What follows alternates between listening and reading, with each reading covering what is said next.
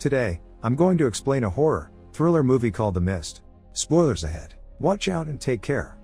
In Bridgeton, Maine, the artist David, his wife Stephanie and their 8-year-old son Billy take shelter from a huge thunderstorm, which results in a lot of property damage the next morning. Surveying around their property, Billy discovers damage that has been done to their boathouse by their neighbor Brent's tree. While inspecting the boathouse, the family discovers a mysterious mist hovering over the lake in front of them, which seems to be coming from the mountain across, yet they didn't give it too much of a thought and continued on. David goes to talk to his neighbor about trading insurance information to cover for the repairs on the boathouse. In that talk he discovers that Brent's car got crushed by another tree during the thunderstorm and as a favor drives Brent to the town with his son in the backseat. On their way into town, they drive by a few suspicious military vehicles going the opposite way of them. After the devastating storm last night, a lot of people went to the supermarket to buy groceries, amongst them are David, his son and Brent. Suddenly the sound of sirens can be heard, as military vehicles and police cars rush by the store.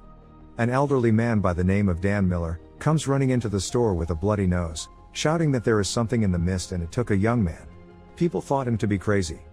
Now slowly, but steadily, a mist starts surrounding the store and a sudden earthquake appears, putting all the people in a panic. They are reluctant to leave the store after what just happened, but one woman goes on about having to see her daughters. She left them alone, letting the older one, who is 8 years old, babysit the younger one. She is worried about them, since the older one sometimes forgets to check on her sister. Since no one would accept to accompany her, she decides to leave alone and go into the mist, where she was not seen again. Groups of people started forming, which would talk about good old times, in an effort to calm down. In search of blankets for his son, David was told to look for them in the logging dock by the store manager Ollie Weeks. Once he enters the dock through the back door, he discovers a malfunctioning emergency generator creating a lot of smoke and decides to turn it off. In the silent darkness, David suddenly hears a weird noise coming from behind the garage door, as if something were pushing against it. When he goes back inside to tell a group of local men about the noise, they didn't believe him, but rather decided on opening the door in order to fix the generator. He started arguing with the locals, saying that it is not safe out there. That upset one of the guys who accused David of looking down on them and believing they are stupid. Against David's advice, the bagger boy Norm, trying to prove his bravery, opens the garage door, but is immediately met by a tentacled creature that grabs him by his leg. David and Ollie try to pull him out of the monster's grip, but fail to do so, resulting in the boy's death. The others barely manage to drive off the creature and cut off one of its tentacles with an axe before closing the door. While discussing whether or not they should tell the truth to everyone else in the store, they realize that it is not as safe inside as they think. Even after telling the customers about what had just happened in the logging dock, they still wouldn't believe and just laughed it all off, as if it were a bad joke. Their opinions changed, however, after showing them proof in the form of the tentacle they managed to cut off. After the store owner confirmed the existence of a threat, David and Ollie directed the customers to barricade the storefront windows. Mrs. Carmody, a religious fanatic, begins preaching about an impending Armageddon and how this is Judgment Day, brought upon them by God, which scares the children in the store. Annoyed by her arrogance, Amanda Dunfree, a teacher, steps up and slaps Mrs. Carmody to stop her from talking further nonsense. In disbelief of the existence of any monsters, a group of skeptics, led by Brent Norton, decide to leave the store in hopes of seeking rescue outside. David tries to talk some sense into Brent, which ends up making his neighbor even angrier. Hoping to be able to obtain some weapons, one of the town locals volunteers to go out and try to retrieve a shotgun from Ambrose's truck. In order to find out how far he will manage to go, they decide to tie a rope around his waist. As the group walks into the mist, the rope starts to be pulled rapidly for some moments, before it stops completely. With silence and fear filling the room, David starts pulling the rope back inch by inch, already expecting the worst. At one moment, blood started appearing on the other side of the rope, revealing at its very end merely the lower part of the biker's body. The whole store gasped in awe, shielding the children's eyes from the horror they've just witnessed. Now that the people have seen proof, they start taking the threat seriously. In preparations for the night, some people put up lights all over the store, believing that the lights might scare the beasts away. Sadly, that trick only ends up attracting the creepy enormous flying insects. Slamming against the glass enough times, they manage to break the glass and swarm the store.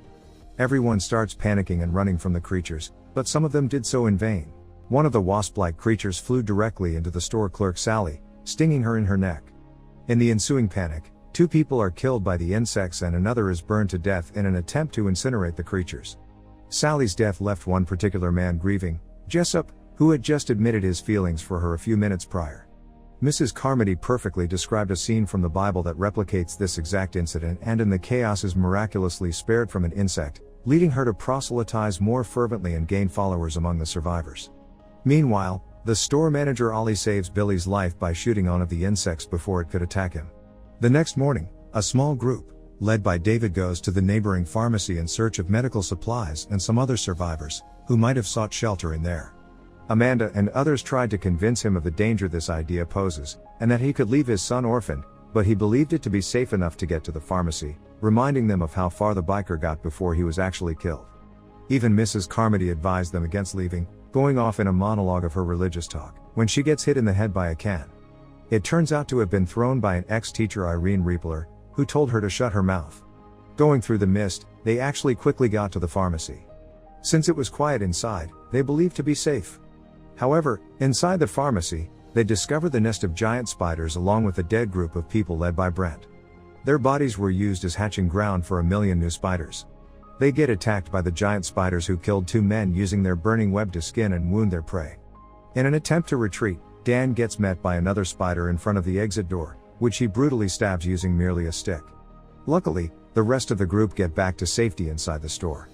Mrs. Carmody, who had opposed the expedition, uses this failure to increase her influence, by offering protection from divine wrath to new converts. Many believers would start forming circles of prayer, accepting all new joiners. David recalls the unusual last words of the deceased soldier in the pharmacy, which were "I'm sorry," which leads him to believe that the military has something to do with this catastrophe. In search of the other soldiers that were locked up in the store with them, they find out that 2 of them had committed suicide, probably out of the guilt they felt. When confronted, the third soldier, Jessup, reveals that a government project to discover other dimensions was underway at the base, and that scientists may have opened a doorway into a dimension containing the creatures invading the town. In rage of finding out these news, Mrs. Carmody's followers stab Jessup and offer him as a sacrifice. They expel him from the supermarket, where he is immediately devoured by a giant praying mantis-like creature. After experiencing such traumatic scenes, David's son Billy asks his father to promise him not to let the monsters take him. The next morning, David and his group, which consists of Amanda, his son Billy, Ollie, Bud, Irene Riepler, and Dan Miller, prepare to leave the store to seek refuge from the crazy coven that has formed in the store. While everyone was still asleep, they try to go for the front door, but are met there by Mrs. Carmody. She claims to be God's vessel and preaches about God requiring a blood sacrifice to be pleased, portraying him as a monster. She demands that Billy be delivered as the next sacrifice. In the ruckus, David was ready to fight her in order to protect his son. However, Ollie guns her down first, in her rage of insanity. He goes on to threatening her traumatized followers into standing down, thus allowing the group to escape. Despite his best efforts, he and 2 others get devoured by the creatures, while trying to get to David's van. Luckily, at least Bud manages to run back inside the store. Only David, Billy, Amanda, Dan and Irene manage to reach David's car in the end. In an effort to grab Amanda's pistol from the car hood, David barely escapes a monster's attack, but manages to get the pistol, which he believed to be of use. They drive off towards David's house through the mist, where he finds his wife Stephanie already dead and hanging from webs. Devastated by what he has seen, he decides to drive them all away from the town. Along the way, they pass by several abandoned cars on the highway and come across a colossal 6-legged beast. After driving for hours, they inevitably run out of gas. With no means of escaping the mist and terrifying noises approaching their car, David pulls out Amanda's pistol, suggesting with the look on his face, that they should kill themselves, rather than die a horrible death. As he counts the bullets left, he realizes they are 1 bullet short. He decides to spare everyone else the pain and be the one to stay alive and kill them. Right before shooting his son first, Billy wakes up with a pistol to his head and a shot is fired. His wish to not be taken by the monsters had been fulfilled, for better or for worse. David proceeds to shoot the other 3 survivors with the remaining bullets before leaving the car, screaming in pain to be taken by the creatures.